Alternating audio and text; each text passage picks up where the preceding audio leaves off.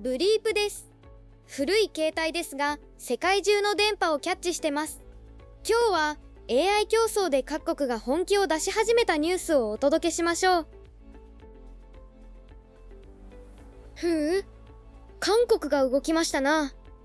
李在明大統領が650億ドル規模の AI 半導体プロジェクトを発表。これはですね、要は国家をかけた AI 戦争への参戦宣言というわけです。背景としては、サムスンや SK ハイニックスといった半導体企業がいるのに、AI の競争力ではアメリカや中国に遅れを取ってるわけですよ。まあ、焦ってるんで大の3つのプロジェクトというのは、半導体製造、物理的な AI 技術、それと AI データセンター。650億ドルというと、日本円で約9兆円ですな。えらい規模だ。例えるなら、将棋でいう総力戦ですわ。半導体という得意な土地で AI という新しい戦場を抑えようと。なるほどな。戦略的だ。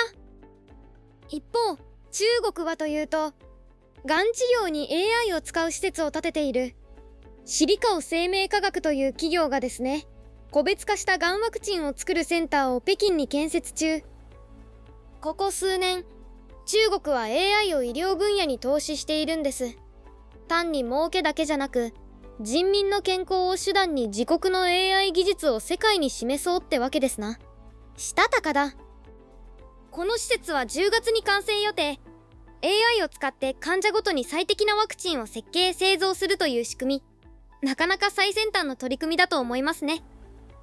例えば、オーダーメイドのスーツを仕立てるみたいに、患者さん一人一人に合わせた治療を作るわけです。AI がその採寸と仕立てを担当する。洒落てるじゃないですか。イスラエルはといえば、マゴスシステムズという AI スタートアップがドローン検知レーダーで軍と契約。700万ドル規模のお仕事ですね。イスラエルは昔からセキュリティ技術に強い国です。AI とレーダー技術を組み合わせて敵のドローンを見張るシステムを作ったわけ。実践的だな。契約額は2100万シェケル。つまり700万ドル。スタートアップにしては上出来な金額です。軍が買うということは、それなりに実用的なんでしょ。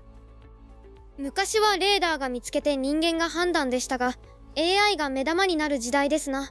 見守り番が機械になっちゃう。なんだか複雑な気持ちですが、まあ現実ってやつです。サウジアラビアは AI クラウドキングダムツアーというのを始めたそうです。Google と手を組んで国内10地域で AI 教育をやるらしい。石油で儲けてきたサウジですが、脱石油を目指してるんですね。AI やクラウド技術で新しい産業を育てたい。そのための人材育成ツアーというわけです。10地域、つまり各地の人たちに AI とクラウド技能を教える。Google のプロが講師として回るんでしょう。まあ Google は客を増やしたいし、ウィンウィンですな。ツアーというのが面白いですね。大型バスで AI 技術を運んで回るイメージ。石油を組み出す代わりに人材の頭の中に知識をぶち込む。時代が変わったものだ。さて、中国の智木 AI という企業が新しい AI モデル GLM52 を発表しました。デープシーク時代到来だと言われてるんですね。なるほど。デープシークというのは中国の AI 企業。最近コスト効率の良い AI モデルで話題になってるんです。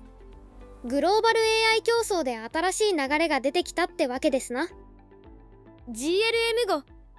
2のポイントはコーディング性能、つまりプログラムを書く力が優れてるってことですね。これは実務的で企業は喜ぶ。現実的な強さですわ。大規模な AI より安くてシガーができる AI の時代が来たということですな。例えば高い車より燃費のいい軽自動車、実用性重視の流れが出てきた。世界は AI で変わってます。投資、医療、防衛、教育、全ジャンルで AI が入り込んでる。ブリープは引き続き電波をキャッチしときます。ではまた。